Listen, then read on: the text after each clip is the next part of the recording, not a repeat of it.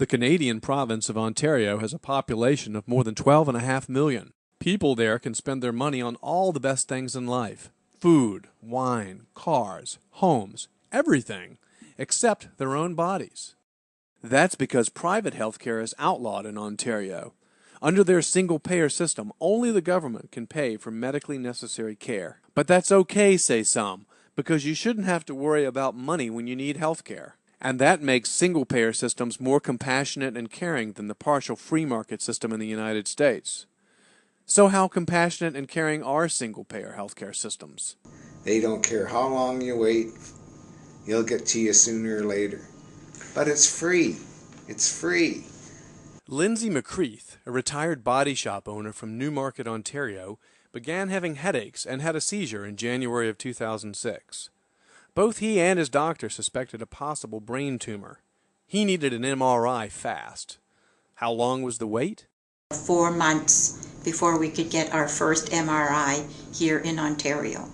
The McCreaths wanted to pay to get an MRI rather than wait 4 months for the government to provide one. However, Ontario Minister of Health George Smitherman is a staunch defender of a single-payer healthcare system and won't allow private payment for medical services. So in their hour of desperation, the McCreaths called private medical broker Rick Baker. Bear in mind, if you have a suspected brain tumor, it's really important you find out if in fact you do have a brain tumor, and beyond that it's very important to find out if it's malignant or if it's benign. They were waiting 4.5 months to get this an MRI. Came to us on the 2nd of February of 06. On the 3rd of February they were down in Buffalo. They got an MRI which indeed showed that Lindsay had a brain tumor. He had a mass in his brain that was the size of a golf ball.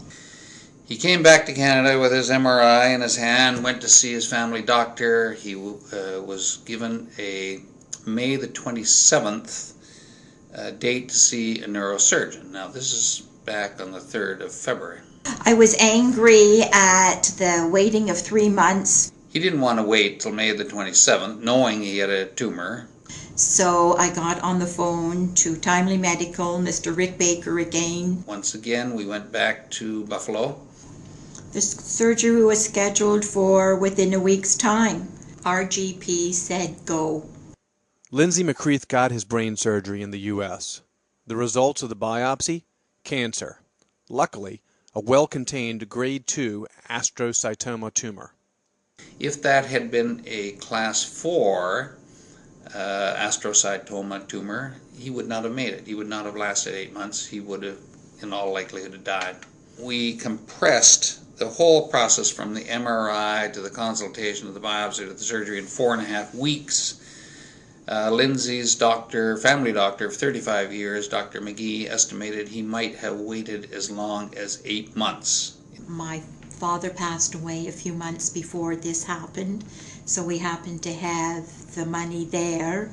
But if we hadn't, I would have put a mortgage on a home to go for the surgery across the border rather than wait 6-8 months, which is ridiculous when your life is threatened. You're desperate. You don't know where to turn. You need help and you can't find it anywhere. He found help for us. Mr. McCreath wants to get his money back. It cost him $28,000. He made an application to the government. He was turned down flat. They said, no, we can't give you your money back. You didn't ask us for permission to leave the country to have your surgery. He knew that the permission process often takes as long as getting the surgery in Canada to begin with, which has been estimated at 8 months. We're going to make an appeal and then an appeal of the appeal.